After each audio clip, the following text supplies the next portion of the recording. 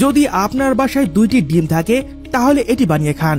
এটি বানানো খুবই সহজ, এর স্বাদ আপনাকে অবাক করে দেবে। শুরুতেই আপনার দরকার হবে মাঝারি সাইজের একটি পাত্র।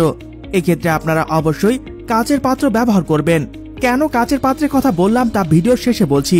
এবারে পাত্রের ভেতরে একে একে মাঝারি সাইজের 3 থেকে 4টি ডিম ভেঙে নেবেন।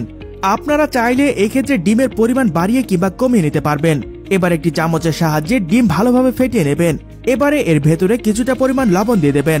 তারপর আবারও চামচের সাহায্যে খুব ভালোভাবে ফেটিয়ে নেবেন, যাতে করে লবণ ডিমের সাথে খুব ভালোভাবে মিশে যায়।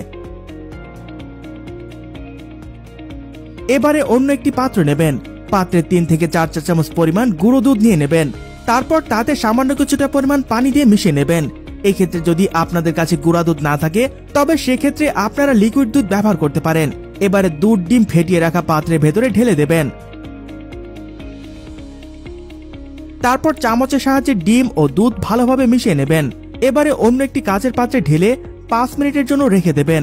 এবারে চুলা অন করে তার উপর প্যান বসিয়ে নেবেন। তারপর এতে দিয়ে দেবেন বেশ খানিকটা পরিমাণ পানি। তারপর ঢাকনা লাগিয়ে দেবেন, যাতে করে পানি খুব দ্রুত ফুটতে শুরু করে। পানি ফুটতে শুরু করলে এবারে পাত্র সহ মিশ্রণটিকে এইভাবে করে পাত্রের ভেতরে বসিয়ে দেবেন। এই ক্ষেত্রে একটু সতর্ক থাকবেন, কেননা পাত্রটি বসাতে গিয়ে আপনার হাত গরম পানিতে পুড়ে যেতে পারে। তারপর ঢাকনা লাগিয়ে দেবেন। এক্ষেত্রে বলে রাখি, আপনারা যে পাত্রটি ব্যবহার করবেন অবশ্যই খুব ভালো মানের কাচের পাত্র ব্যবহার করবেন। যদি আপনাদের বাড়িতে ভালো মানের কাচের পাত্র না থাকে তবে সেক্ষেত্রে আপনারা স্টিলের তৈরি পাত্র ব্যবহার করতে পারেন। তারপর এটিকে 8 থেকে 10 মিনিটের জন্য রেখে দেবেন।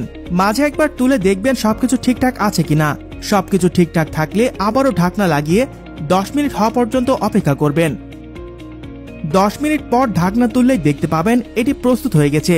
তারপর পাত্রটিকে বাইরে নামিয়ে নেবেন এবং অপেক্ষা করবেন ঠান্ডা হওয়ার জন্য। চুলা থেকে নামানোর পর এটিকে দেখতে মোটামুটি এমনই দেখাবে। ঠান্ডা হয়ে আসলে সেটিকে অন্য একটি পাত্রে তুলে নেবেন। সবশেষ আজকের রেসিপিটি প্রস্তুত। এটি দেখলেই খেতে ইচ্ছে করবে। আপনি এর ঘ্রাণেই বুঝতে পারবেন এটি কতটা সুস্বাদু। এটি আপনার বাড়িতেই খুব সহজেই তৈরি করে নিতে পারবেন। এটা একবার খেলেই আপনি বুঝতে পারবেন এটি যেই দেখবে তারই খেতে ইচ্ছে করবে। আপনি এটি বানিয়ে যাকে যাকে খাওয়াবেন সবাই আপনার ফ্যান হয়ে যাবে।